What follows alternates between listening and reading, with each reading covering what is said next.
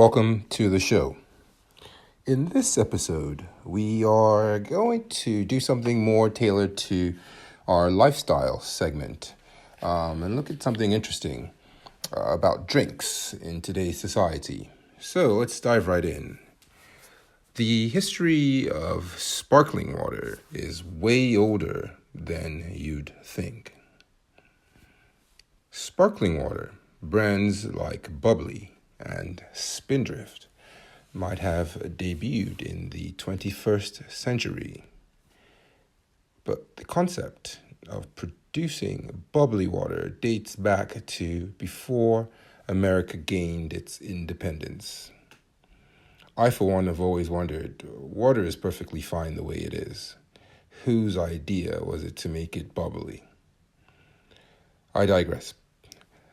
Natural springs that produce effervescent H2O have existed since the dawn of Earth, but pumping gas into water became the obsession of an Englishman named Joseph Priestley in 1767. A minister by trade, but a scientist by interest, Priestley's fascination with the subject was piqued during a time when he lived next door to a beer brewery in Leeds.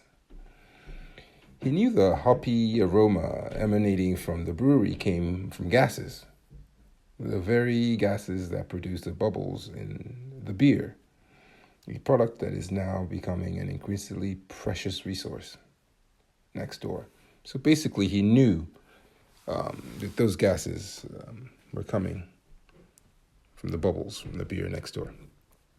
He also correctly theorized that they were the same gases found in the naturally aerated spring waters around Europe and North America, which were widely thought to be healing and therapeutic.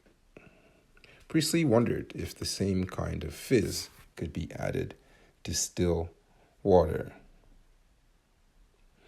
The short answer is yes, it certainly could, and Priestley successfully made artificial sparkling water, which became a hot commodity shortly after its creation.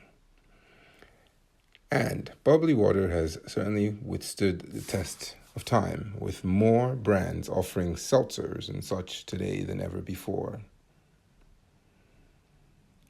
Putting bubbles into water. The first thing Joseph Priestley had to figure out was how to produce the gas, or bubbles, that would create the fizz in water.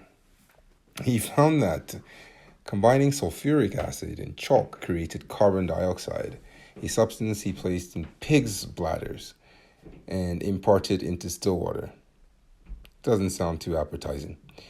He documented his findings in a book he titled Directions for Impregnating Water with Fixed Air, which was awarded the Royal Society's Copley Medal.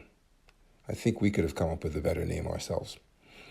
Sparkling water quickly became the drink of choice for ocean journeys, since it tasted better than the fresh water on board, and also became popular in apothecary shops. So, a Scotsman named John Knuth further improved the taste of sparkling water by replacing the pig bladders, which he thought gave the water an undesirable flavor, with glass tools for creating fizz. Thank God for John Knuth.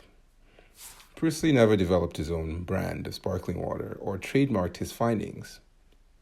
He should have. That's a lesson there. So other people and companies were free to commercialize his discoveries, including Johann Jacob Schweppe. That might be Johann, I'm not sure, who founded the Schweppes Company in 1793, producer of the famous Schweppes tonic water. He's smart. By the dawn of the 19th century, the popularity of seltzers led companies to begin experimenting with artificial flavoring in sparkling water, a trend we still see today. That's a great lesson there, guys. What Priestley didn't do, which was to develop it into a brand, Schweppes did. So what about sparkling water today? Not only are there hundreds of types of sparkling water and seltzers all over the world. But people can create their own at home at the touch of a button with brands like SodaStream and Ninja. These devices quickly pump carbon dioxide into containers of still water for instant bubbly water. Some sparkling water brands like Perrier and San Pellegrino are considered mineral waters and are sourced from naturally effervescent spring waters, while most brands in America are created using Joseph Priestley's method of pumping carbonation into still water, plus any additional flavorings. The latest development in the world of sparkling water that has taken the market by storm is the interest in hard seltzers, or those that contain alcohol. Baby boomers and Gen Xers will likely recall the introduction of Zima in the early 1990s. I do. A clear, fizzy, and boozy beverage that created quite the buzz, no pun intended, among yuppies of the time. Guilty as charged. It quietly fizzled out of popularity, but today there is no stopping our love for hard, sparkling seltzers. Indeed, both alcohol-free and spiked bubbly waters are a hit. There's even science to explain our desire for them, but that's a story for another day. Proving that no matter the age, drinking bubblies is just plain fun.